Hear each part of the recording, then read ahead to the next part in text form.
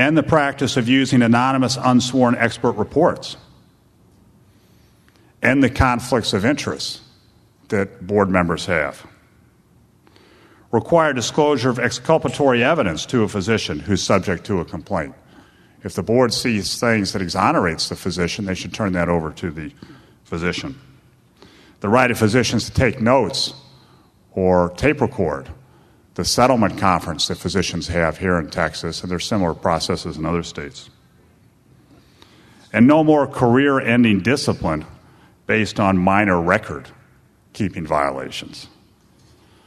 We wanted to raise the standard to clear and convincing evidence rather than preponderance of the evidence. Doesn't that seem wrong that a doctor's license can be taken away just because something was 51% probable but 49% not likely to have happened?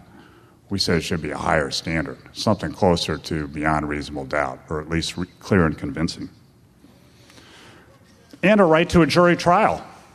Here in Texas, you can't take away an attorney's license unless he gets a right to a jury trial.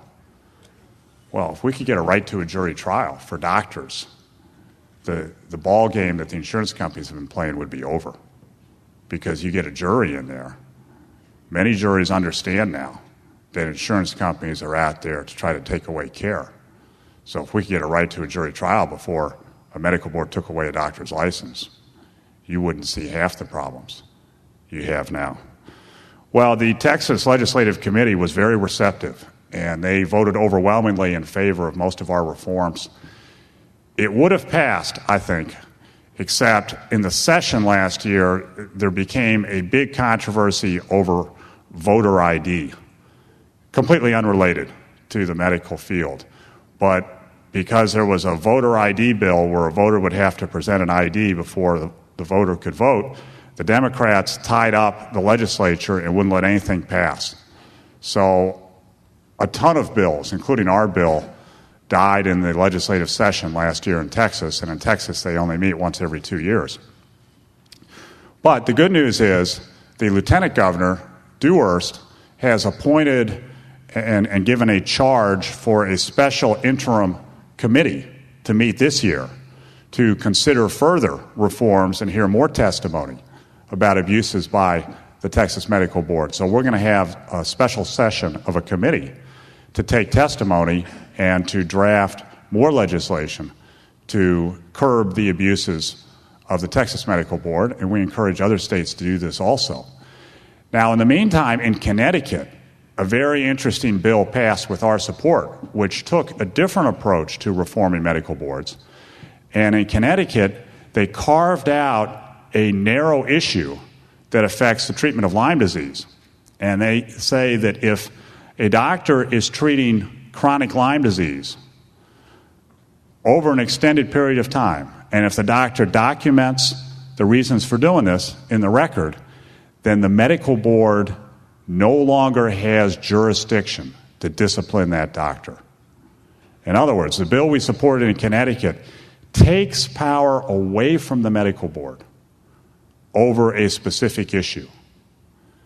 And the governor signed it into law, and then Massachusetts said, this is great, we're going to try to do the same thing. And that is a different approach to this problem, where you pick out specific areas of abuse by the medical board, and you just take jurisdiction away from them. You have no power over this. You can't discipline doctors over this issue.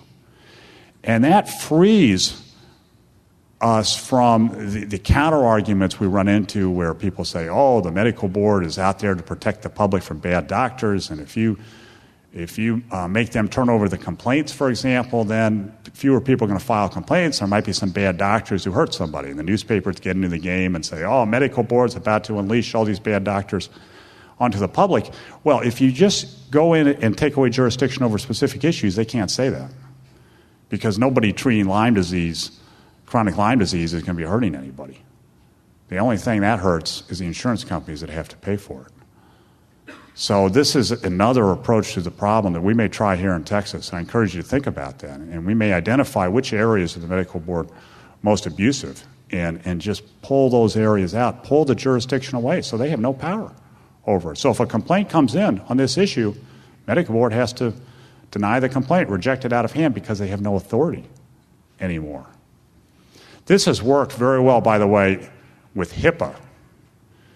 HIPAA has all these regulations and the privacy rule, and they've got a whole office that looks into this and disciplines doctors, can fine them, can impose huge fines for HIPAA violations and stuff. Well, we had a doctor who got accused of a HIPAA privacy violation, and it was completely frivolous, really.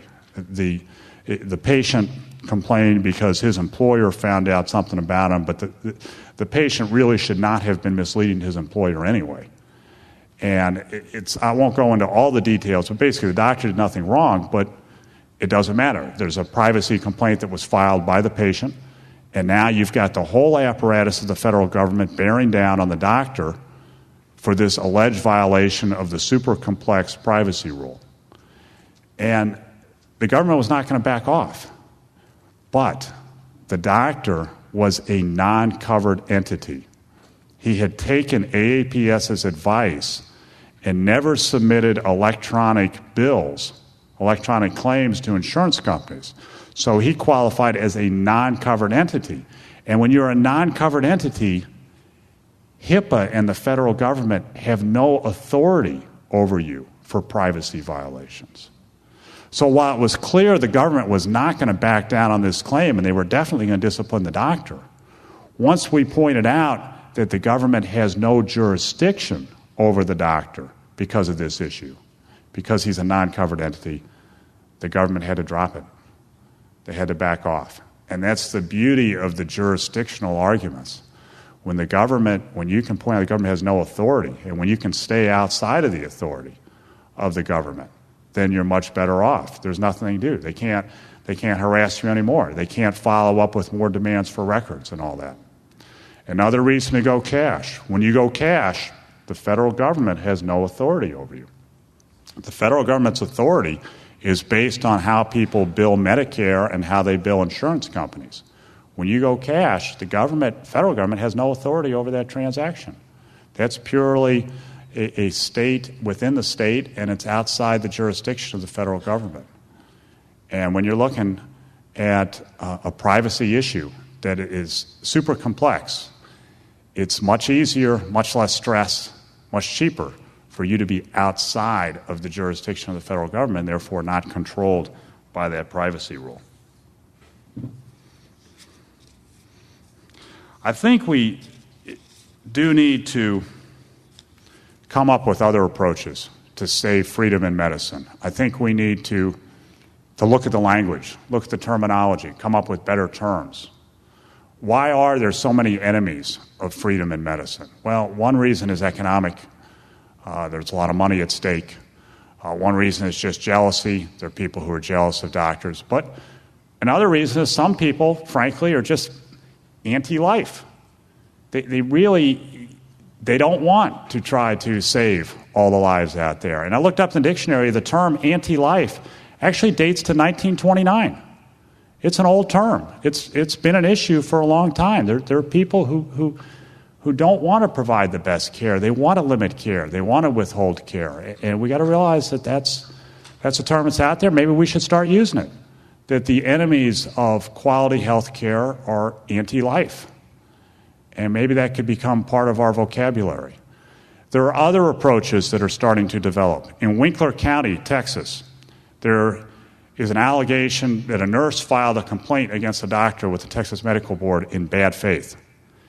And the Winkler County prosecutor, the DA, has charged that nurse with a felony for releasing records to the medical board that should not have been released and doing it in bad faith. And there's a trial that starts on Monday, where the nurse is being prosecuted for filing a bad faith claim with the Texas Medical Board and releasing information she should not have released. And that is another way to fight back against the false allegations. In closing, a little bit of history. The first legal code that was ever adopted in world history was the Code of Hammurabi. And in the Code of Hammurabi, they dealt with these problems very clearly and simply. The Code of Hammurabi says that if someone makes a false allegation about somebody else, and the allegation's not proven, then you take the person who made the false allegation and you kill them. You just kill them.